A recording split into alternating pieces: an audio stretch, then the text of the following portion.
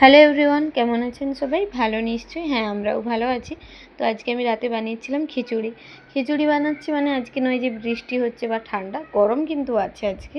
তবু আমার ওই যে বানাতে ইচ্ছে করলো, অনেক রকম সবজি বাড়িতে ছিল, তাই ভাবলাম একটু খিচুড়িই বানানো যাক। আর যখনই আমি খিচুড়ি বানাই না, আমার ছোটো মাসির কথা মনে হয় ভীষণ। আমি যখন প্রথম মানে আমার বাড়িতে থাকাকালীন তো খিচুড়ি খেতাম, কিন্তু প্রথম না বানাতে জানতাম না বা বানাতে পারতাম না। আমার না ছোটো মাসি খুব ভালো খিচুড়ি বানায়, আর আমার দিদাও ভীষণ না খিচুড়ি মানে খেতে পছন্দ করতো। তো একবার এসে না দিদা বলছিল যে মাসি খিচুড়ি করে পাঠিয়েছে, আমি তখন এখানেই ছিলাম। তো বলছিল জানিস মাসি খিচুড়ি করে পাঠিয়েছে, দারুণ খেতে হয়েছে। তো সেই দিন না আমি আমার হাজব্যান্ড, যেহেতু আমার হাজব্যান্ডও খিচুড়ি খেতেন না, তো তাহলে তো কী হতো, আমি একার জন্য আর কোনো দিন বানাইনি।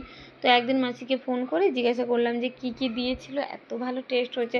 সবাই বলছিল, মা দিদা সবাই বলছিল যে মাসি যেটা বানিয়ে পাঠিয়েছে খুব ভালো টেস্ট হচ্ছে।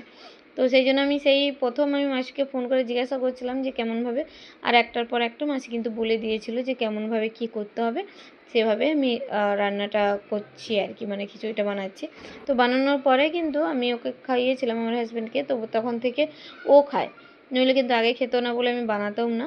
আর এখন আমার তিথিও খেতে ভীষণ পছন্দ করে, সেই জন্য আমি মাঝে সাঝে বানাই।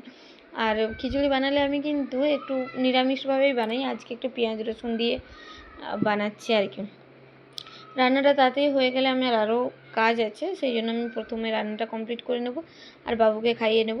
তো ওরা বলি রান্নাটা করতে করতে কিন্তু আমি এখানে বাবুকেও খাইয়ে দিয়েছিলাম। আর এখানে খিচুড়িটা আমার হয়ে গেছে। ওই যে মশলাপাতিগুলো আমি করে লাস্টে দিয়ে দিয়েছি এর মধ্যে। আর সবজিগুলো আমি যেগুলো দিয়েছি সেই সবজিগুলো আগে থেকে আমি ভেজে নিয়েছিলাম।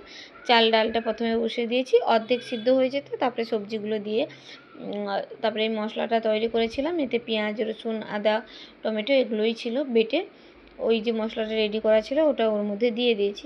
আর এখানে তিথির জন্য খাবারটাও বেড়ে নিয়েছি। তো এখানে বাইরে নিয়ে তিথি খাওয়া হয়ে গেছিলো, তারপরে দেখলাম ওর বাবা চলে এসছে।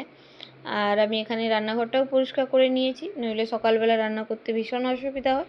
তো এগুলো হওয়ার পরে আজকে ওর বাবাও একটু তাড়াতাড়ি এসছে, তাড়াতাড়ি মানে ওই 11টার দিকে এসেছিলো। হ্যাঁ, আমাদের জন্য এটা তাড়াতাড়ি, কেননা ও অনেক দেরি করে বাড়ি ফেরে, তাই আর কি। তো এগুলো আমি জবগুলো করতে বসেছি। ভেবেছিলাম প্রথমে সকালে করব, কিন্তু ওই বাবু এখন তাড়াতাড়ি উঠে পড়ে আর আমাকে না কিছু করতেও দেয় না। তো সেই জন্য ভাবলাম করে রেখে দিলে আমারই কাজটা কমে থাকবে।